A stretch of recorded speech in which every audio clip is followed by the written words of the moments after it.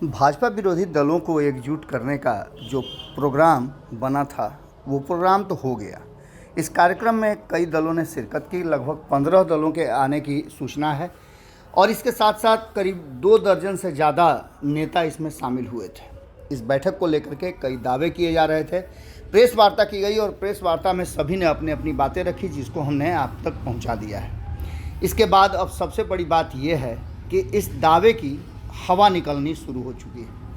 पटना में शुक्रवार को विपक्षी दलों की बैठक जैसे ही खत्म हुई, उसके बाद कई चेहरे वहां नज़र नहीं आए। खास करके अगर देखा जाए तो जिन पर सबसे ज़्यादा चर्चा चल रही थी वो आम आदमी पार्टी और उसके नेता इस बैठक का हिस्सा नहीं थे।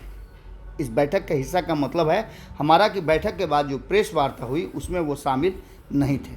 दिल्ली के सीएम अरविंद केजरीवाल और उनके साथ आए पंजाब के मुख्यमंत्री भगवंत मान, संजय सिंह और राघव चड्ढा शामिल जरूर हुए थे, लेकिन बीच प्रेस कॉन्फ्रेंस में ही उठकर वो निकल गए।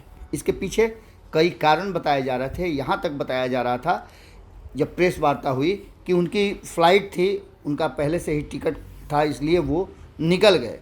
लेकिन शाम होते होते बहुत कुछ बदल गया और जैसे ही ये दिल्ली पहुँचे उन्होंने अपनी बात एक अलग अंदाज में रखी।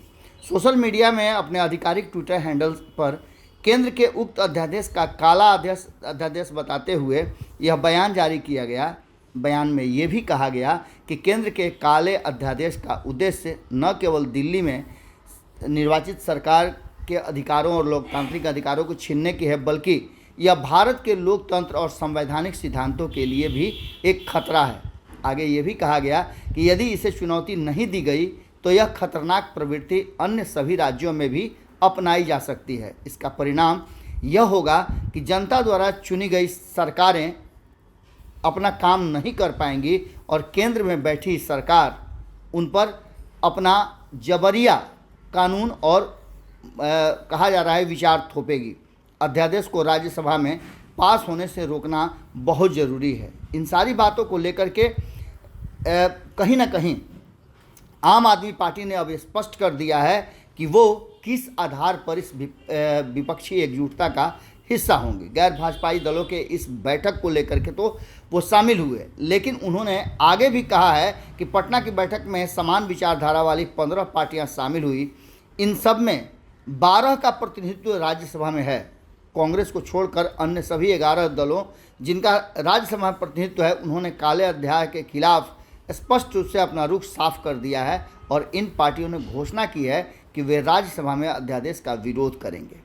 कांग्रेस ने अभी तक काले अध्यादेश को लेकर अपना रुख सार्वजनिक नहीं किया है। बयान में यह भी कहा गया है कि आज पटना बैठक के दौरान कई दलों ने कांग्रेस से काले अध्यादेश की खुले तौर पर निंदा करने का आग्रह किया, लेकिन कांग्रेस ने ऐसा करने से इनकार कर दिया। ऐसी स्थिति में हमारे इस गठबंधन और बैठक में शामिल होने का क्या औचित्य है, आप अच्छी तरह से समझ सकते हैं।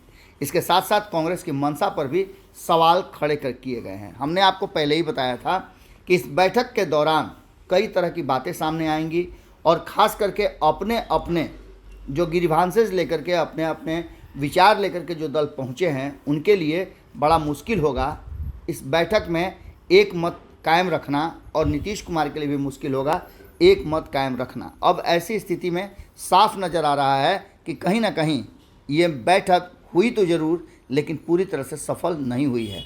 मात्र 12 घंटे में पूरी तरह से दावे जो हैं नीतीश कुमार के वो फेल हो गए हैं और टाएं टाएं फिस होती नज़र आ रही है ये विपक्षी एकजुटता।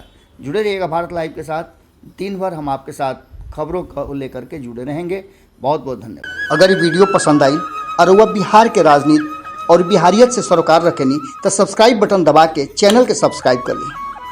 ओजे एगो घंटी बा, ओकरा बटन दबा देला से कुल सटीक और मारक खबर रुआ मुफ्त में मिल जाई। अगर रुआ पत्रकारिता के हमनी के नया प्रयोग में सहयोग कर चाहतानी तो ज्वाइन बटन दबा दी।